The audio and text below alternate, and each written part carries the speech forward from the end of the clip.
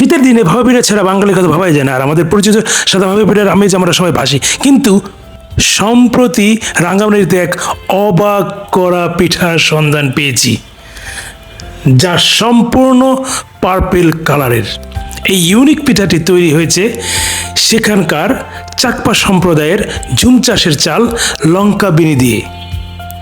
এর আঠালো আর সুস্বাদু টেক্সচার আর খেজুর গুড়ের মেলবন্ধন একে এক অনন্য মাত্রা দিয়েছে, যা দেখতে অনেকটা চকলেটের মতো। এই ইউনিক পিঠাটি আপনার ভোজন রসিকতা বাড়িয়ে দিবেই। রাঙ্গামাটির স্টেডিয়াম এর পাশেই এই পিঠার দেখা মিলবেন। আমি যদি এই পিঠা আপনি আজকে প্রথম দেখে থাকেন তাহলে লাইক এবং কমেন্ট করবেন, এবং যারাই রাঙ্গামাটি যাবেন অবশ্যই এই পিঠা টেস্ট করবেন। ধন্যবাদ।